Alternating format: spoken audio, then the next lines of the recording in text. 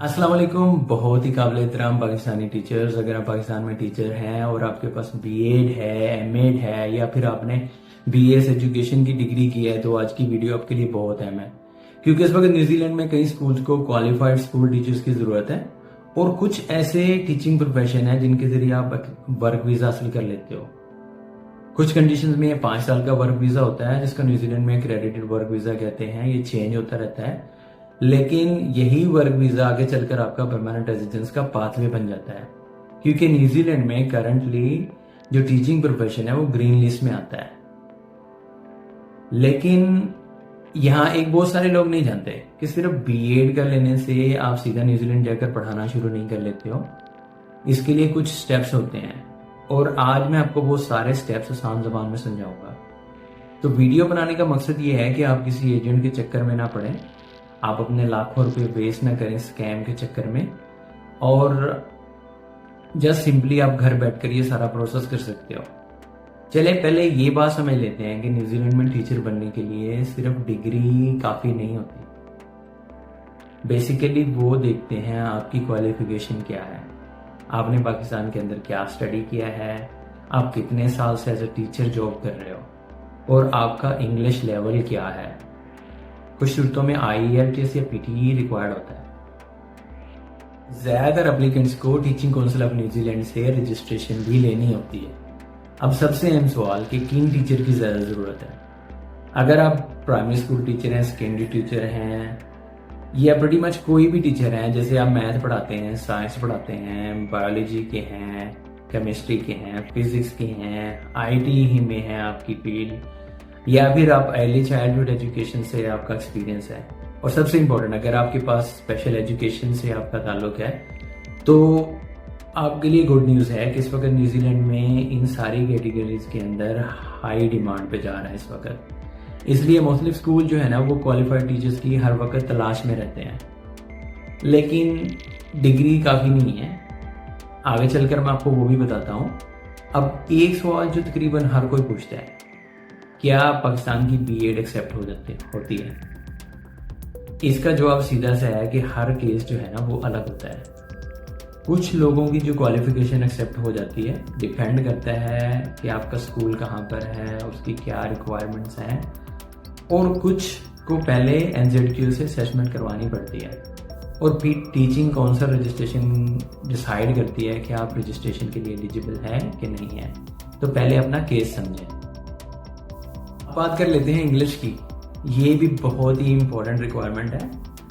कुछ एप्लीकेंट्स को IELTS की रिक्वायरमेंट होती है, कुछ अप्रूव टेस्ट देते हैं अपनी एलिजिबिलिटी को प्रूव करने के लिए। ऑब्वियसली रिक्वायरमेंट जो है ना डिफरेंट होती है डिफरेंट स्कूल के लिए, डिपेंड करता है आपका स्कूल कितना रिमोट है, कितने एप्लीकेंट्स वहाँ पर जाना चाहते हैं और वहाँ पर काम करना चाहते हैं। तो ऑब्वियसली हर वैकेंसी के हिसाब से आपकी जो रिक्वायरमेंट्स हैं वो डिफरेंट होगी, लेकिन आपकी इंग्लिश स्ट्रांग होनी चाहिए। ऑब्वियसली आप डिफरेंट कंट्री में आ रहे हो, उनके चिल्ड्रन को पढ़ा रहे हो जिनकी मदर टंग ही इंग्लिश है, तो आपकी इंग्लिश इतनी स्ट्रांग होनी चाहिए कि आप अफेक्टिवली अपनी जॉब को कर सको।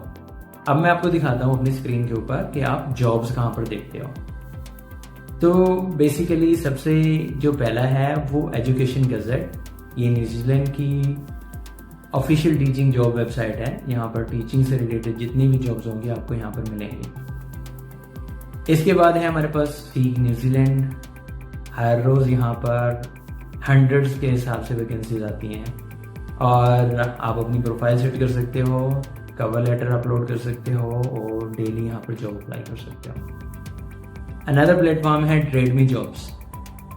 बहुत से स्कूल्स यहाँ पर अपनी वैकेंसीज को एडवर्टाइज करते हैं और कुछ स्कूल्स होते हैं अपनी ऑफिशियल वेबसाइट के ऊपर भी हायरिंग करते हैं। तो आप गूगल करो स्कूल का नाम और उनकी वेबसाइट के ऊपर जाकर वहाँ पर अप्लाई कर सकते हो। अब मैं आपको ये भी दिखाऊंगा कि एक क्रेडिटेड एम्प्लॉयर आपको कैसे चेक कर सकते हो इमिग्रेशन की वेबसाइट के ऊपर।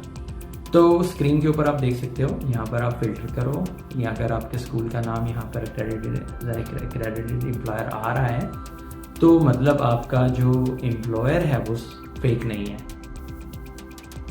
सबसे इम्पोर्टेंट जो सेक्शन है इस वीडियो का उसके ऊपर बात करते हैं सैलरी के ऊपर। जो सैलरी है ना वो आपकी क्वालिफिकेशन और एक्सपीरियंस और पोजीशन पर डिपेंड करती है, लेकिन जो बहुत सारे स्टार्टर्स टीचर्स होते हैं तकरीबन 80 to 90,000 ईयरली अर्न करते हैं, जो कि बहुत ही स्टार्टिंग में अपना जॉब स्टार्ट कर रहे होते हैं। ठीक है, मतलब पाकिस्तानी 1,50,00,000 बिफोर टैक्स। ठीक है, तो ईयरली अर्न करते हैं। लेकिन कुछ एक्सपीरियंस टीचर्स को मैं जानता हूँ जो कि $100 एन आवर भी कमाते हैं। ठीक है, तो बहुत ही ल्यूक्रेटिव सैलरी है न्यूजीलैंड के अंदर टीचर्स की, और बहुत ही अच्छा कमाते हैं, बहुत ही अच्छा लाइफस्टाइल है उनका। आप टीचर बन सकते हो न्यूजीलैंड के अंदर, PR मिल सकती है आपको, लेकिन हर किसी को नहीं ऑब्वियसली। कुछ ट्रेनिंग जो टीचिंग ऑक्यूपेशन ऐसे हैं जो ग्रीन लिस्ट में आते हैं या रेजिडेंसी पाथवे से लिंक होते हैं, लेकिन ऑब्वियसली इस ऑल डिपेंड्स आपकी क्वालिफिकेशन क्या है, रजिस्ट्रेशन और जॉब ऑफर आपको क्या मिलती है। लेकिन इन एनी केस आप पाकिस्तान से मे बी 1000 टाइम्स आप मोर कमाते हो, बहुत ही अच्छा कमाते हो। मैं नहीं कह रहा कि आप पाकिस्तान को छोड़कर आ जाओ, पाकिस्तान को भी आपकी ज़रूरत है। तो अगर आप टीचर हो तो कमेंट में सिर्फ अपना सब्जेक्ट लिखो। अगर आप चाहते हो कि आप मैथ के ऊपर, साइंस के ऊपर या इंग्लिश या प्राइमरी स्कूल टीचर के ऊपर आपकी इसके ऊपर वीडियो बनाओ, तो जस्ट अपना सब्जेक्ट लिखें। इंशाल्लाह मैं आपके लिए एक अलग से वीडियो बनाऊंगा और पूरा रोड मैप समझाऊंगा। और फिर भी आप चाहते हो कि आपका कोई क्वेश्चन है इससे रिलेटेड, आप जस्ट कमेंट में अपना क्वेश्चन लिखो, मैं इंशाल्लाह पूरी कोशिश करूंगा आपको आंसर करने की।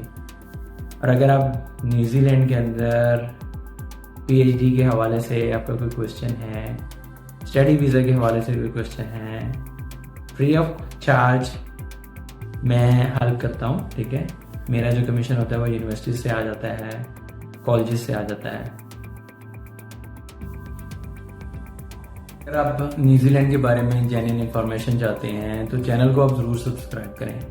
मैं तकरीबन 12 साल न्यूजीलैंड में रहा हूँ, वहाँ मुख्तलिफ जॉब्स की हैं, तकरीबन हर सेक्टर में मैंने जॉब की है। आखिर में अल्हम्दुलिल्लाह मैंने न्यूजीलैंड पुलिस में काम किया 4 साल के लिए एज अ पुलिस ऑफिसर, और आज ऑस्ट्रेलिया में मैं as a police officer job कर रहा हूँ।